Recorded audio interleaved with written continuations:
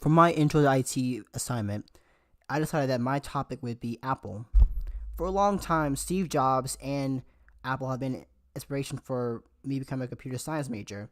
I recall when I was 13 years old, I received an iPod Touch for Christmas, and it would be my gateway into this world because after I got it, I started to learn C++, to try and learn how to make a mobile app, and then it springboarded into me going into high school, learning more about computer science, and then finally I got to college, I started to major in it. So I decided this would be a perfect opportunity to talk about Apple. Let's get started. Apple would prove to be the brainchild of Steve Jobs and Steve Wozniak. Wozniak and Jobs had met in high school and had bonded over electronics and playing pranks with each other. After college, they had gone on to their own separate careers. Jobs going into Atari and then Wozniak going to HP. However, Wozniak had been building his own machine for a while, a personal computer, and Jobs seen the potential of it, decided to tell Wozniak that why not just market this and sell it. And so they decided to do that. They dubbed this machine the Apple I. And in 1976, Apple Computer was formed, the founders being Steve Jobs, Steve Wozniak, and Ronald Wayne. Wayne had been an individual that Jobs and Wozniak had met when Jobs was still at Atari.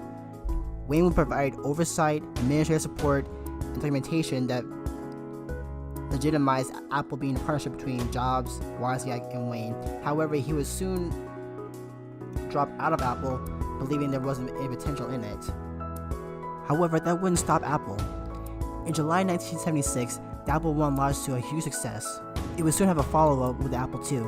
The Apple II had encompassing a lot more features than the Apple I because the Apple II was able to have character cell-based color graphics and open architecture. Also, it had the keyboard built into the casing of the computer, not having to get all separate parts to put it in together, and not having to get another power supply or something like that. At the same time, Jobs and Wozniak had gotten funding from multimillionaire Mike Markkula, who provided around $250,000 to incorporate Apple. By the end of the 1970s, Apple had a whole staff of computer designers and a production line. And also, they went public, selling 4.6 million shares at $22 per share on December 12, 1980. However, with all the success, Jobs knew there had to be more to do down the line. So, at a visit to Xerox PARC, he figured out the next wave of innovation for computers, the graphical user interface. He was immediately convinced that all future computers should use this feature. And at that time, he had the idea for the Apple Lisa. However, he was pushed from the Lisa team due to infighting. It would later be the first personal computer sold to the public with the graphical user interface. It was commercial failure due to its high price and limited software titles. In 1984, Apple would launch the Macintosh. Initially it sold well, but it suffered from the same problems that the Lisa had. It had a high price and limited range of software titles. However, this would not be the end of the troubles for Apple. In 1985, there was a power struggle between Steve Jobs and then the then CEO of Apple, John Sculley. In the end, John Sculley would win the power struggle and Jobs would be ousted from the company by the board of directors. And not too long after, Steve Wozniak had left as well. He left due to the poor treatment that Apple had given towards the Apple II team. With both of the figureheads of the company gone, Apple started to have a decline in profits because they kept on increasing the prices of the computers, but not actually putting in the quality needed to give it that worth. And then not to mention, the rise of Windows and PC clones also tanked the earnings of Apple as well. So for a time, there wasn't any much success with Apple.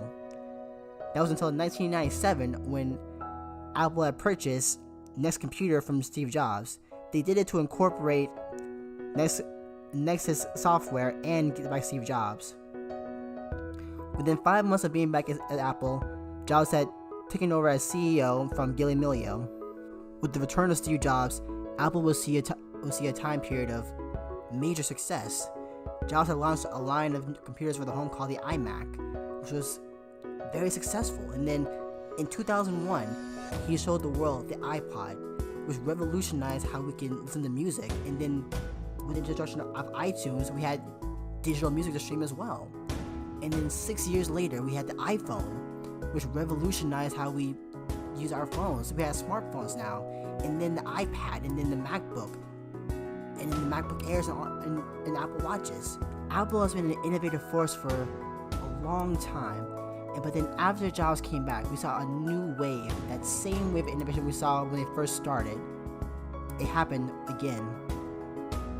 But then in 2011, tragedy struck as Steve Jobs had passed away from pancreatic cancer, and afterwards, Tim Cook took over as CEO and is still trying to continue the vision of Steve Jobs to this day.